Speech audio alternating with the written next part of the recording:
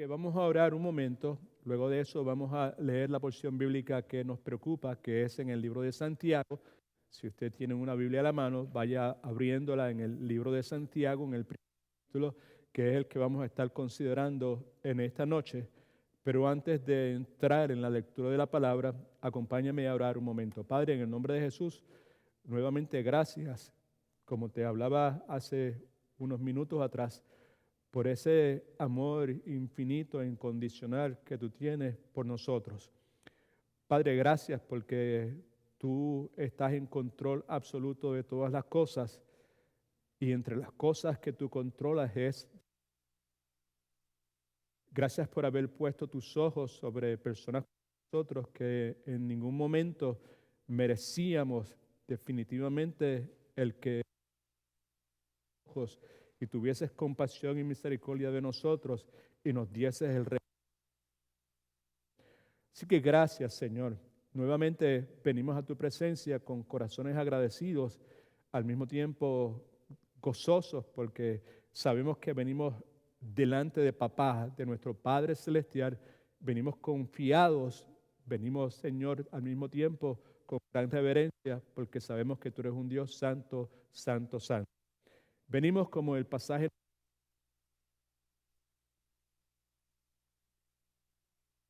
nuestro clamor de sabiduría en medio de toda esta adversidad que afecta a la humanidad, Señor. Te rogamos nuestros oídos. Yo te suplico que me ayudes a esconderme detrás de la cruz de Cristo, que tengas misericordia de mí, que soy un hombre pecador, y que me permita, Señor, compartir con otros las cosas tan preciosas concedidos, Señor, con humildad y agradecimiento, dirigidos por el Espíritu Santo y para la gloria del Rey de Reyes, Señores y Señores, del que se merece toda la gloria, en el nombre de nuestro amado Jesucristo. Amén. Alabado sea el nombre del Señor. Algunas cosas que hemos mencionado como a manera de introducción en nuestro estudio en esta noche. Primeramente, que la palabra de Dios, la Biblia, anuncia que Dios y no Satanás es quien está controlando lo que acontece en el mundo. La palabra también nos enseña que Dios creó todas las cosas, que Dios sostiene todas las cosas y que Dios ejerce control completo y soberano sobre todas las cosas que Él hizo.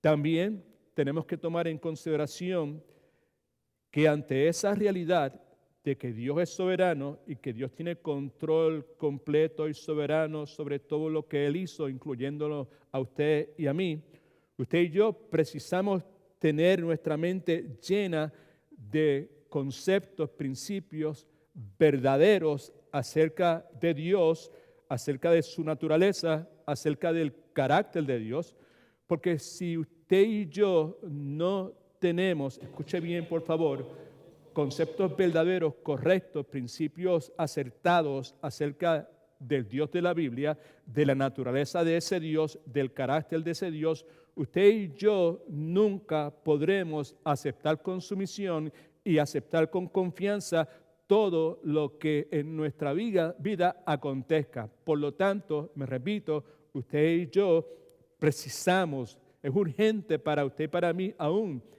más todavía en el día de hoy, en la circunstancia que atravesamos, para usted y para mí, llenar nuestras mentes no con los conceptos e ideas que usted y yo hemos creado acerca de Dios, acerca de su carácter. Necesitamos asegurarnos que lo que llena nuestras mentes es acertado, es correcto, porque si no es de esa forma, usted y yo nunca podremos aceptar, sé que me estoy repitiendo, con sumisión, aceptar con confianza todo lo que yo vivir. Otra cosa que necesitamos recordar es que usted y yo servimos y adoramos a un Dios vivo, ve todo lo que sucede, un Dios que siempre está en control absoluto. Y como decimos aquí en la iglesia, siempre es siempre. Por lo tanto, el cristiano verdadero, el verdadero matete de Jesucristo, el cristiano maduro, cree que los caminos de Dios son incomprensibles. No invierte su tiempo tratando de explicar cosas que no son para usted y para mí, cosas que usted y yo podemos comprender. Usted y yo, como verdaderos discípulos de Jesucristo, que Dios ha estado renovando nuestro entendimiento, tenemos claro y creemos que los caminos de Dios, los verdaderos caminos de Dios son incomprensibles. También creemos que Dios en su soberanía ha ocultado muchas cosas de nosotros con el propósito de probar nuestra fe, que es precisamente de lo cual hablaremos en esta noche. Y Dios lo hace con el propósito, uno de los propósitos es fortalecer nuestra confianza, escuche por favor que es muy importante, en su sabiduría. Dios oculta un sinnúmero de cosas de nuestra comprensión, de nuestro entendimiento, con el propósito de fortalecer nuestra confianza, no en nosotros mismos, no en los medios sociales, no en CNN, no en Fox, sino en la sabiduría de Dios. Y también Dios oculta cosas de nosotros para ayudarnos a aceptar, alabado el nombre de Cristo, su soberana voluntad. Así que, en conclusión, en esta introducción podemos decir que el cristiano verdadero, y es triste que tengamos que hacer la clarificación esa de que es un cristiano verdadero, porque hay muchas personas que se llaman a sí mismos cristianos, que su vida, su conducta, en particular su respuesta a las crisis que enfrentamos diariamente, dejan mucho de qué desear en cuanto al carácter de Jesucristo. Así que el cristiano verdadero confía en Dios y trata de interpretar, escuche, todas las cosas desde el punto de vista de Dios, a través del cristal de la palabra de Dios, a través de la perspectiva bíblica. Alabado sea el nombre de Jesucristo. El creyente verdadero confía en Dios y acepta de buena gana lo que ocurre, porque sabe, está convencido que todo lo que ocurre viene de Dios. Alabado sea el nombre del Señor.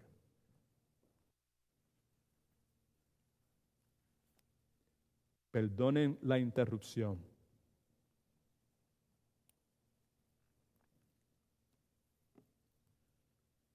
Así que como dije al comienzo,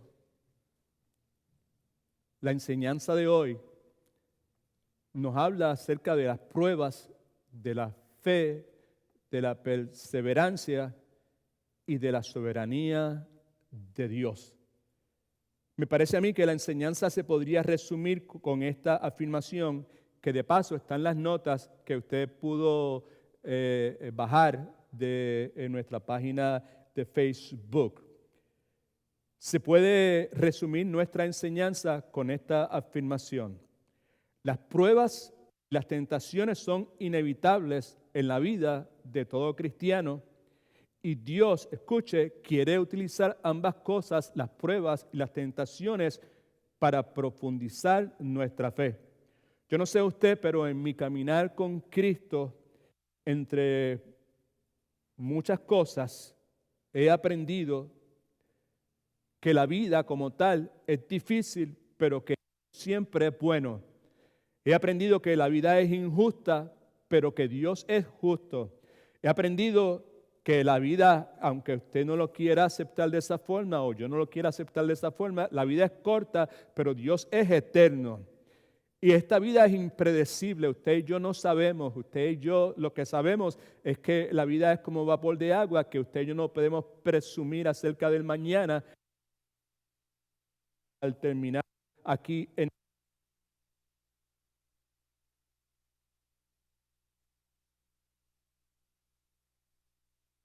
soberanos.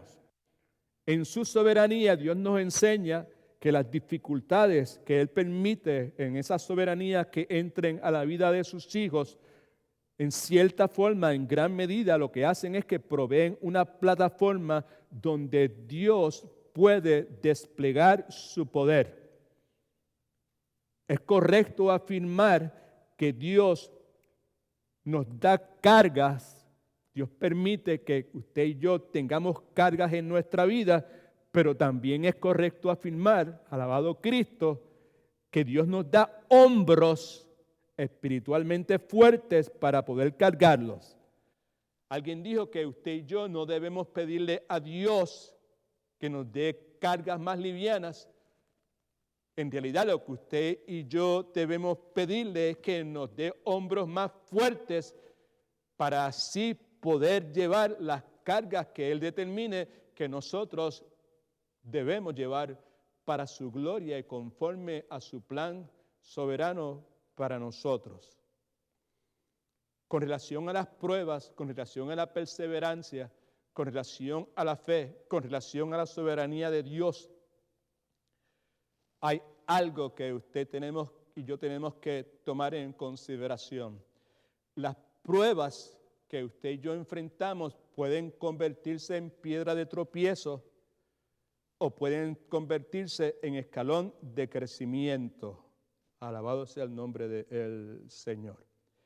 También podemos decir que cuando nuestra fe es purificada por las pruebas, la adversidad, la aflicción que enfrentamos, usted y yo somos capaces, porque este es el propósito de Dios, que desarrollemos el carácter de Jesucristo.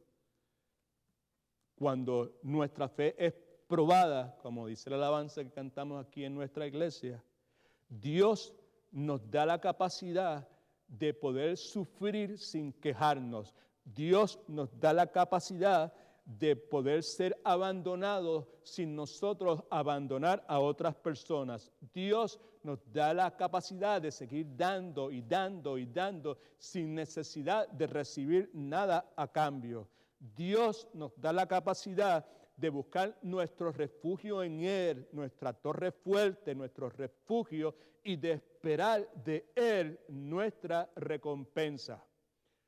Hablando acerca de la fe, de las pruebas, la perseverancia y la soberanía de Dios, alguien muy sabiamente dijo lo siguiente: una vasija de barro, hablando de usted y de mí, cristianos, que en esencia lo que somos son vasijas de barro y en su mejor momento agrietadas. Dijo esto: una vasija de barro debajo del sol siempre es una vasija de barro. Necesita, escuche que es importante, pasar por el fuego intenso del horno, escuche, para poder convertirse en porcelana. Y es precisamente lo que Dios quiere hacer con cada uno de sus hijos a través de las pruebas que usted y yo necesariamente tenemos que enfrentarnos como la que enfrentamos en este momento. Así que si tiene su Biblia, por favor, mire ahí en Santiago capítulo 1, versículos del 2 al 18. Esto nos dice la inspirada palabra de Dios. Hermanos míos, gozaos profundamente cuando os halléis en diversas pruebas, sabiendo que la prueba de vuestra fe produce paciencia. Pero tenga la paciencia su obra completa para que seáis perfectos y cabales, sin que os falte cosa alguna.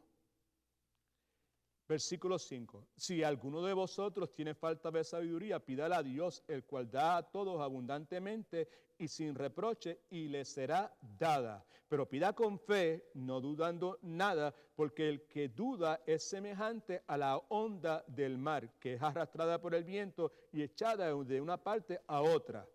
No piense, pues, quien tal haga, que recibirá cosa alguna del Señor, ya que es una persona de doble ánimo e inconstante en todos sus caminos. Versículo 9.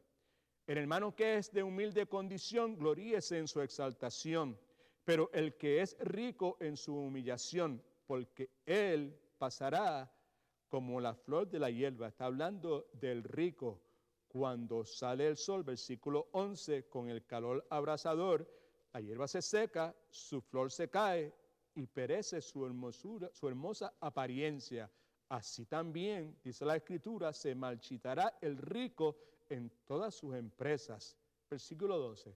Bienaventurado el hombre que soporta la tentación, porque cuando haya resistido la prueba, recibirá la corona de vida que Dios ha prometido a los que lo aman.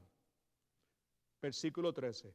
Cuando alguno es tentado, no diga que es tentado de parte de Dios, porque Dios no puede ser tentado por el mal, ni Él tienta a nadie, sino que cada uno es tentado cuando de su propia pasión es atraído y seducido. Entonces la pasión, después que ha concebido, da a luz el pecado, y el pecado, siendo consumado, da a luz la muerte.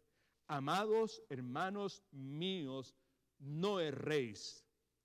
Toda buena dádiva, todo don perfecto proviene de lo alto del Padre de las luces, en el cual no hay mudanza ni sombra de variación.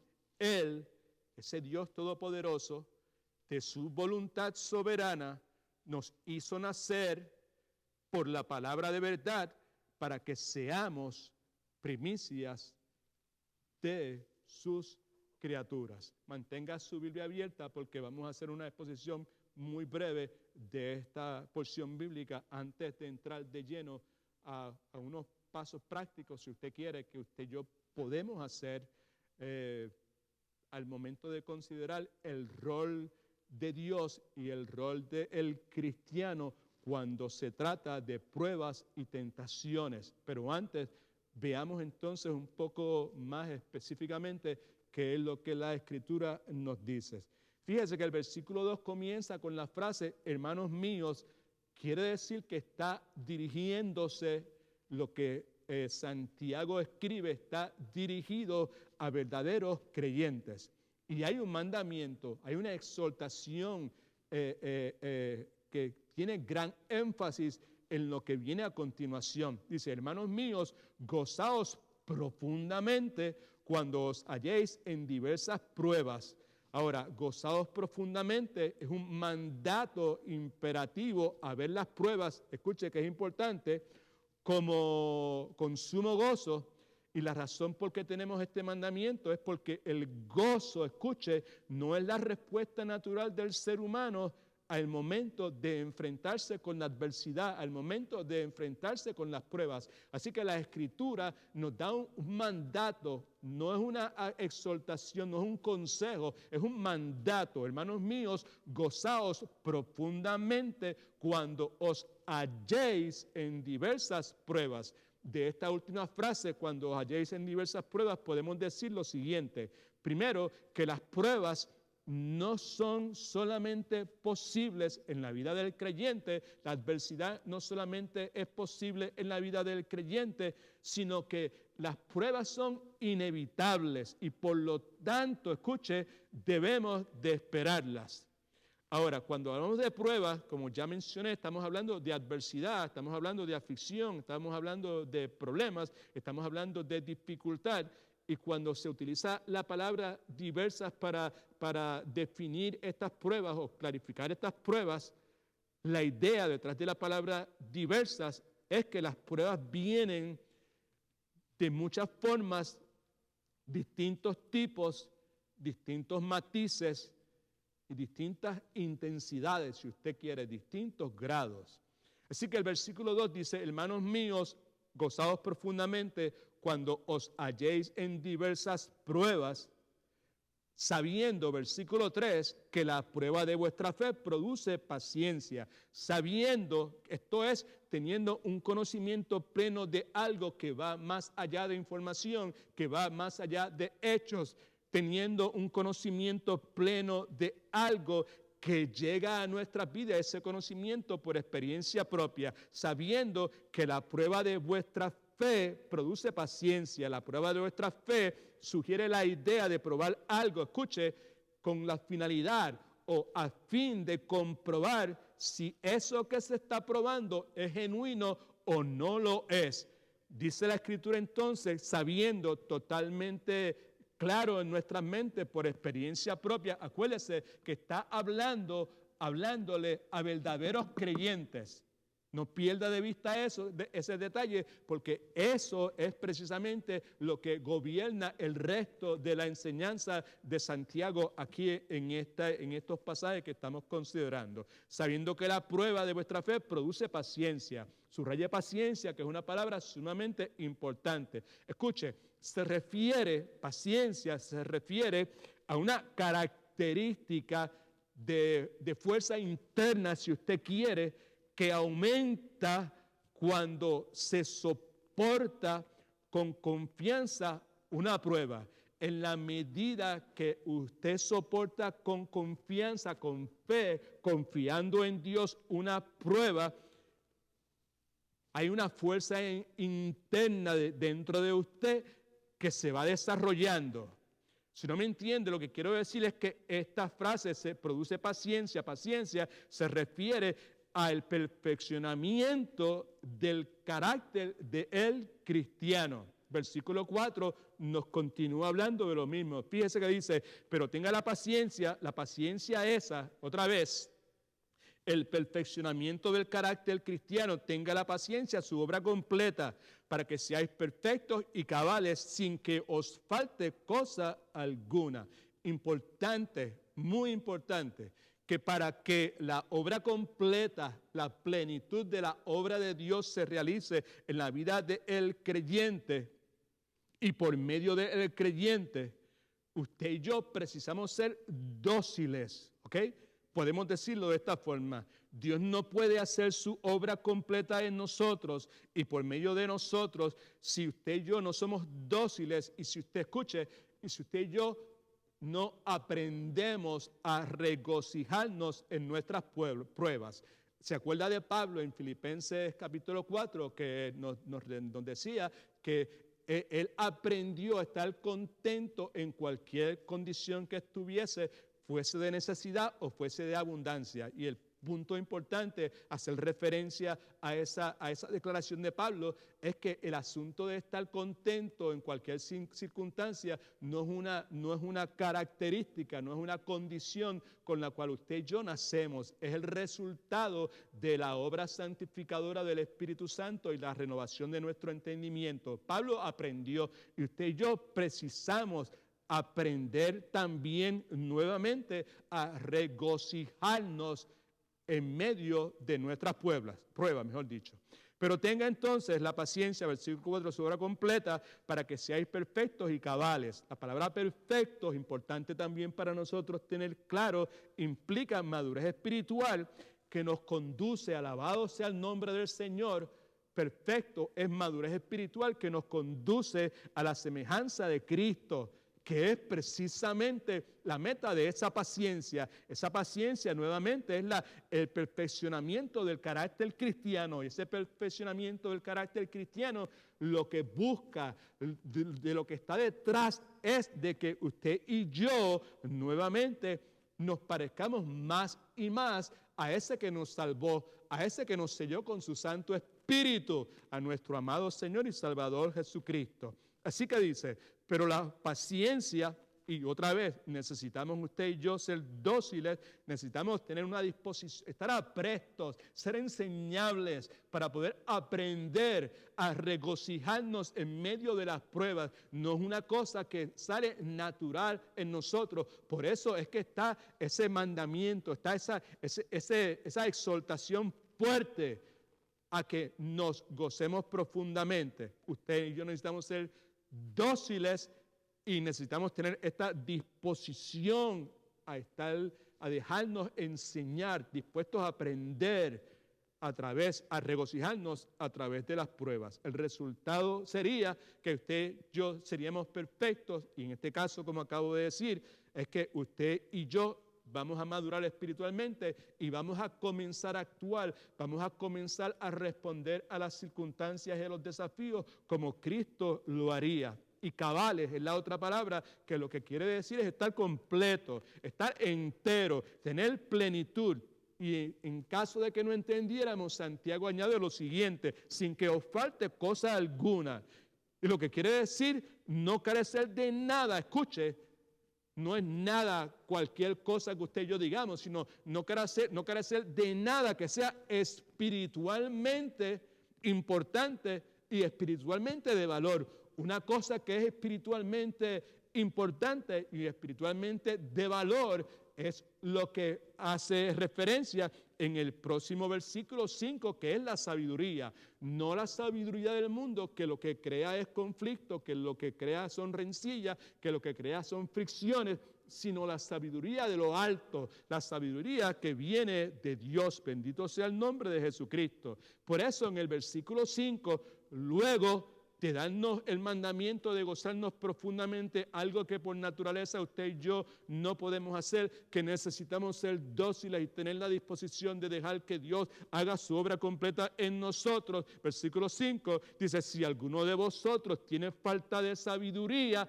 subraye eso y subraye lo próximo también, pídala a Dios, el cual da a todos, no a algunos sí y a algunos no, no a los super ungidos, no a los que son parte de una élite espiritual. Da a todos, y todos son los hijos de Dios, los que han sido comprados por la sangre de Jesucristo, los que han sido sellados por el Espíritu Santo, los que han sido llamados, predestinados, si usted quiere, desde antes de la fundación del tiempo. Alabado sea el nombre de Cristo.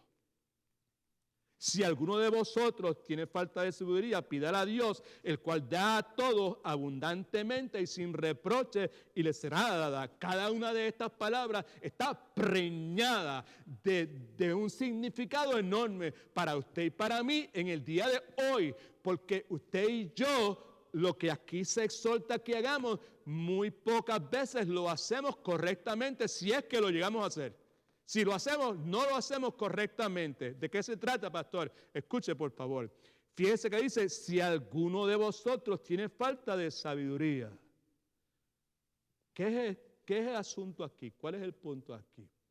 El punto es que al usted y yo pasar por pruebas como la que pasamos en este momento, la incertidumbre de esta cosa desconocida que se llama coronavirus, por ejemplo, al pasar por pruebas, el creyente necesita, escuche por favor, una medida especial, si usted quiere, de comprensión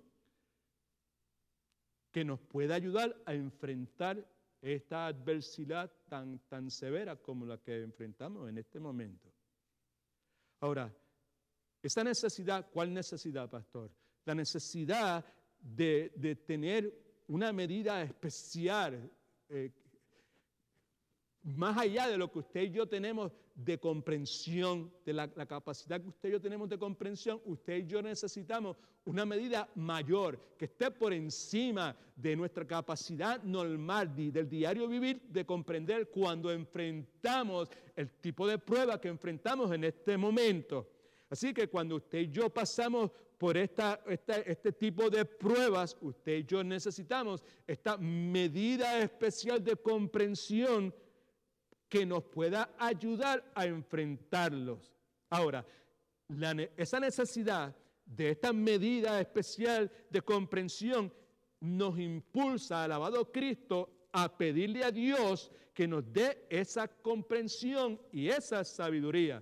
Eso es lo que dice. Si alguno de vosotros tiene falta de sabiduría, pídala a Dios. Ahora, sabiduría en este contexto es el conocimiento y la comprensión. Escuche, que es importantísimo. El conocimiento y la comprensión. Conocimiento y la comprensión. Conocimiento y la comprensión de las promesas de la verdad de Dios. Si no me entiende, estoy hablando de sabiduría espiritual. De eso es que estamos hablando. Así que dice, si alguno de nosotros tiene falta de sabiduría, pídala a Dios.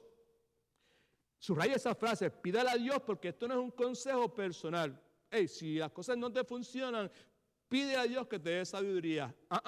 No es de esa forma. No es un consejo personal, es una orden divina. Es un mandato divino, al igual que el gozarse profundamente, un mandato divino, una orden divina. Pídale a Dios, mandato divino, aclamar a Dios. Y luego nos recuerda lo siguiente, que ese Dios al cual somos mandados, somos ordenados a clamar por esa medida especial de comprensión, entienda usted, sabiduría espiritual. Es un Dios que da a todos sus hijos abundantemente, sin reproche, y les será dada. Abundantemente, da abundantemente, da con sinceridad de corazón, da incondicionalmente, da sin regateo, si usted quiere. Estamos hablando de generosidad divina. Y lo hace sin reproche. Subraye eso, porque ahí es donde usted y yo de esa pata cojeamos. Dice, y da sin reproche. Da sin recordarnos lo indignos que usted y yo somos de recibir esa sabiduría. Somos indignos de recibirla porque si somos honestos, usted y yo, la mayor parte del tiempo, somos totalmente indiferentes a esa sabiduría que Dios hace accesible para sus hijos cuando usted y yo vivimos nuestra vida tomando nuestras propias decisiones, creando nuestra propia sabiduría, absorbiendo la sabiduría del mundo, dándole prioridad a los conceptos, a las metodologías del mundo por encima de lo que Dios en su santa palabra ha declarado, entiéndase, la sabiduría de Dios. Así que Él da sin reproche. Él me da sabiduría cuando yo se la pido, cuando finalmente se la pido, luego de tratar todas las formas que yo sé de cómo bregar con la situación.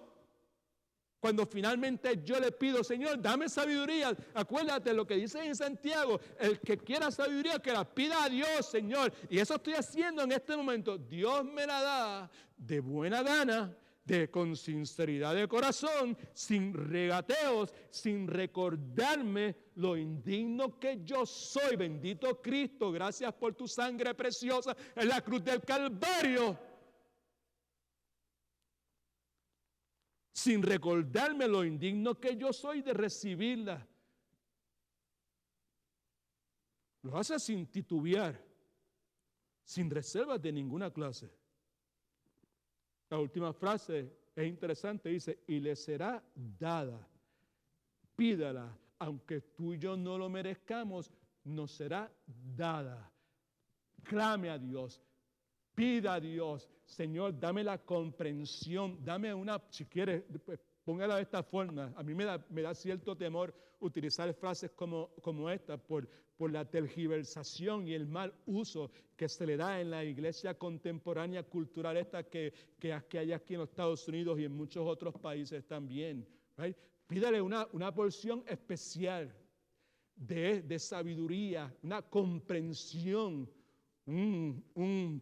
una medida especial de esta comprensión para yo poder enfrentarme a estas circunstancias adversas de forma tal de que mi fe sea purificada y que como resultado de eso yo persevere confiando en tu soberanía.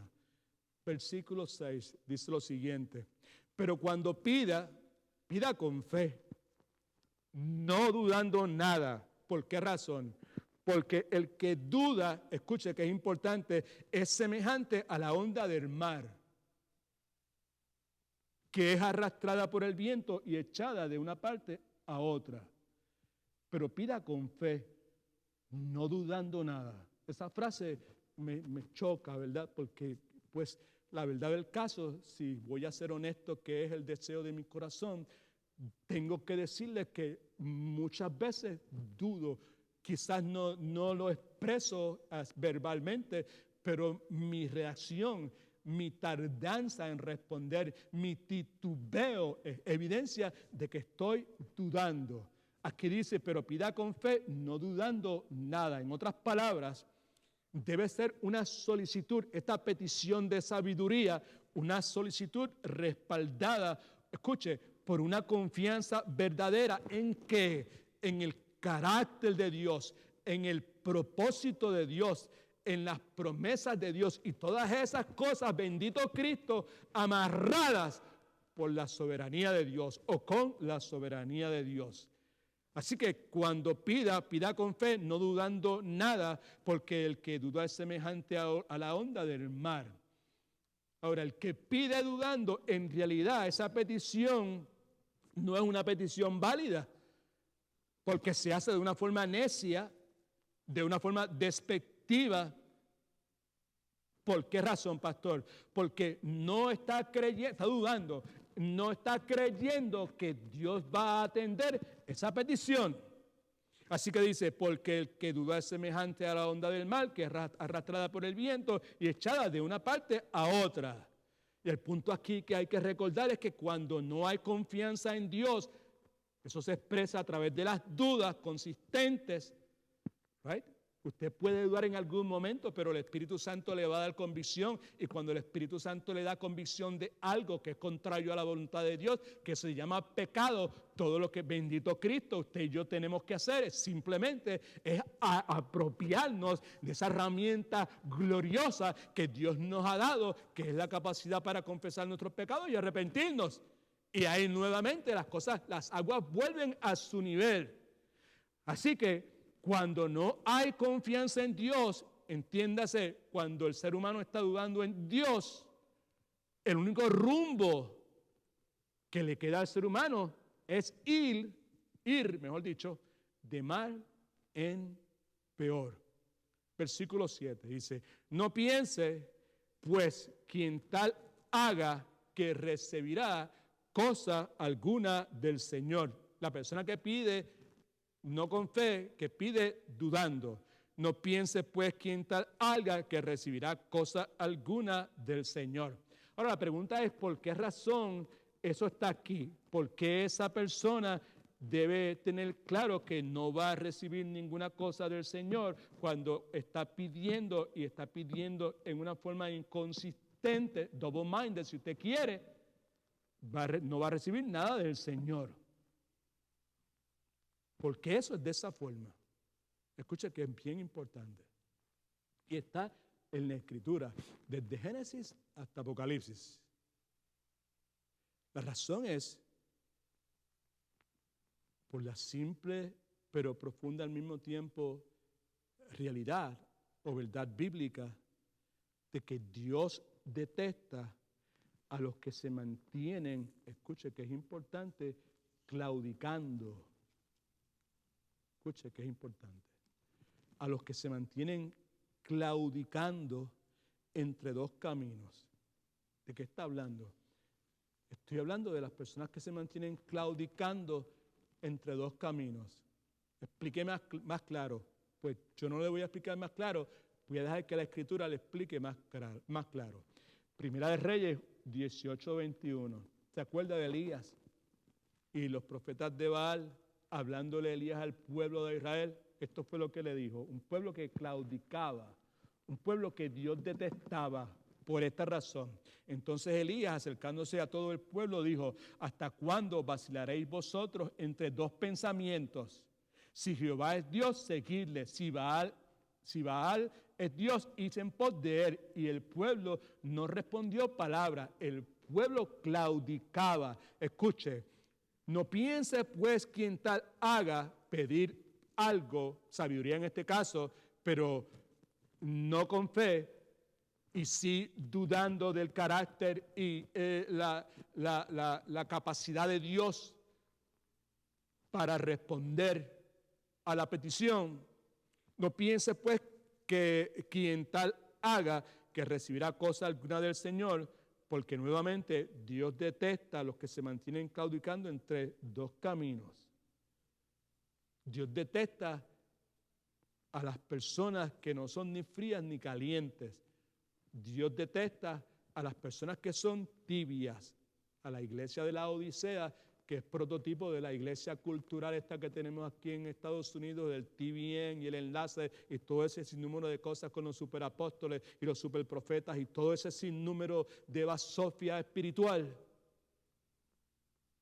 Dice la Escritura que Dios detesta todo eso. La expresión que utiliza es que Dios lo vomitará de su boca. Así que el versículo 7 dice: no pienses pues quien tal haga, el que claudica, el que no es frío ni caliente, que recibirá cosa alguna del Señor, ya que es una persona, escuche que aquí está el problema, de doble ánimo e inconstante en todos sus caminos. Está hablando de una persona que aunque afirma que es creyente, su conducta deja ver que no lo es. Deja ver que es una persona incrédula. Es una persona que cuando pasa por una prueba, escuche, en vez de descansar confiadamente en las promesas de Dios, ese Dios todopoderoso, lo que hace es que se apoya en los recursos humanos en vez de confiar que Dios le va a ayudar. Si no me entiende de esto que estamos hablando, o que la palabra está hablando, yo simplemente lo que hago es repitiendo lo que la palabra de Dios dice. Aquí, en el primer capítulo de Santiago, en los versículos 7 y 8.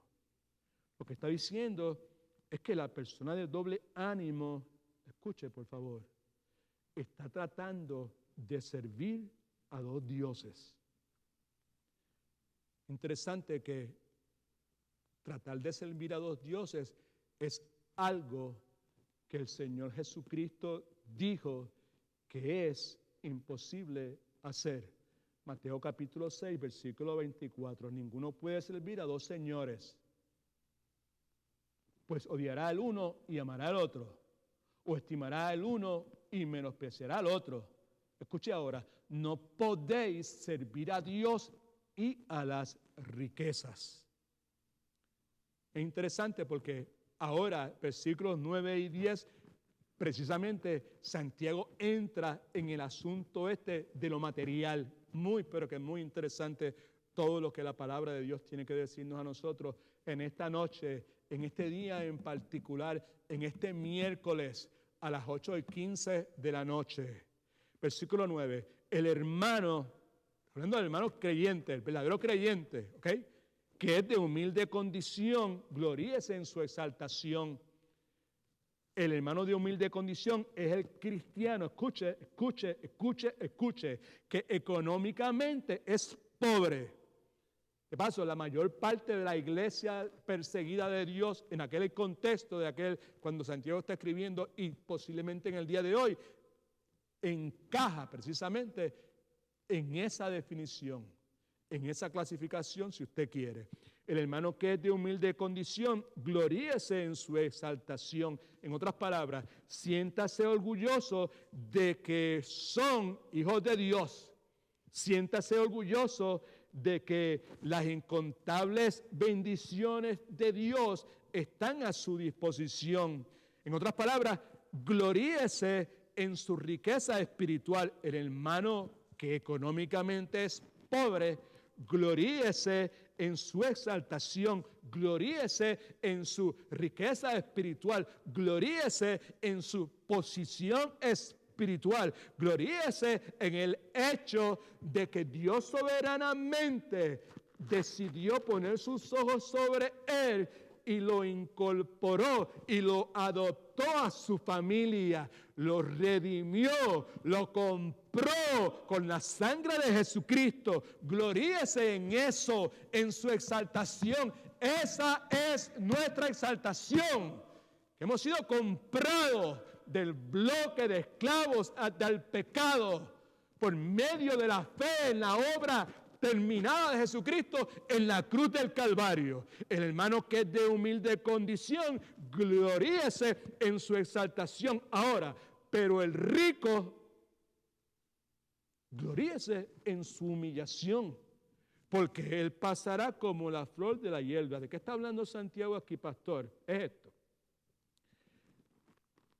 El cristiano verdadero, el que también ha sido comprado por la sangre de Jesucristo, pero que en el plan soberano de Dios, Dios le dio la capacidad, Dios le dio el poder, porque Dios le da poder a quien Él quiere. Dios es soberano en todas las cosas, y no esas cosas, como ya hemos dicho varias veces en las últimas semanas, Dios es soberano al momento de otorgar su poder. Y a algunas personas Dios le da el poder de crear riquezas, no para que su estilo de vida aumente y sea más cómodo y sea más conveniente, sino que para que por medio de esa capacidad que Dios le da de hacer riquezas, de gloria a Dios,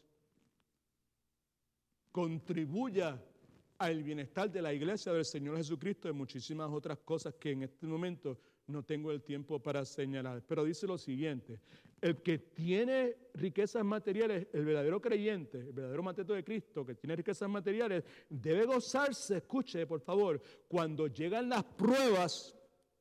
¿Por qué razón?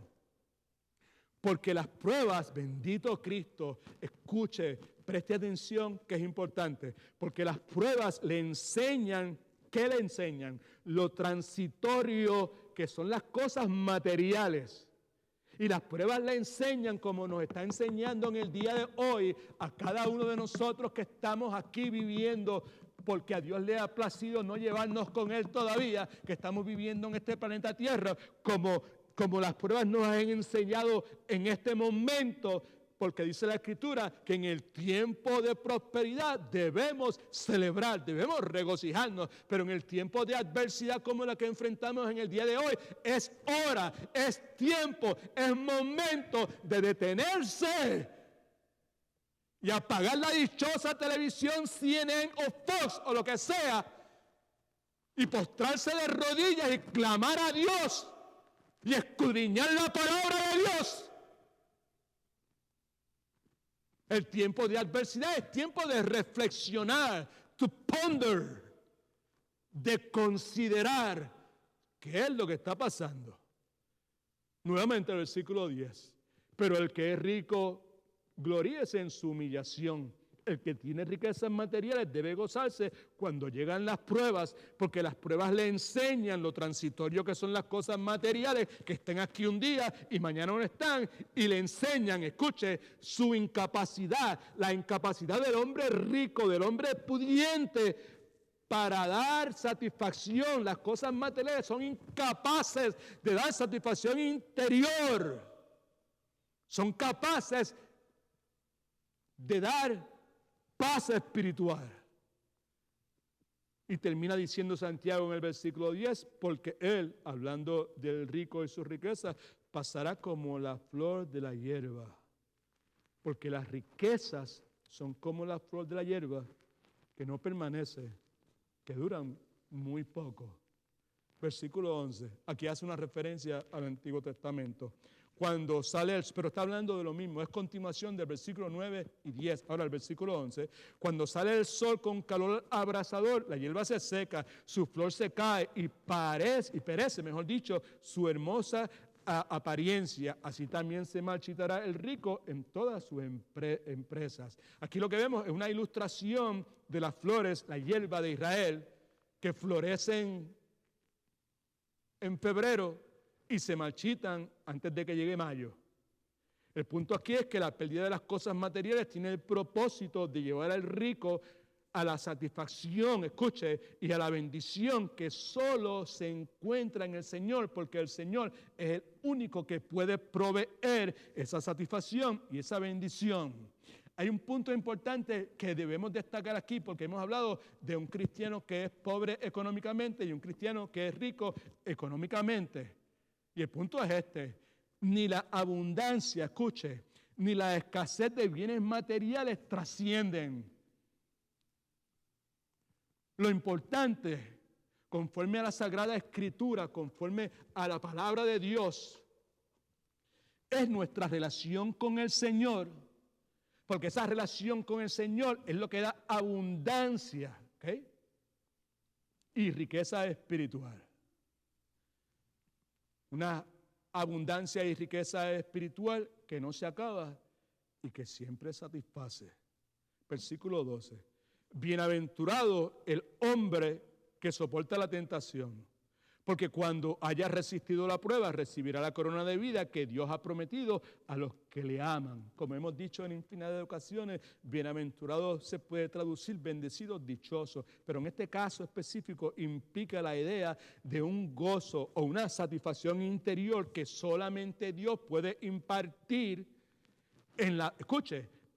no a todo el mundo, es en la vida de los que por medio de Él, de la obra de Dios en ellos, soportan pacientemente las pruebas a las cuales Santiago ha estado haciendo referencia.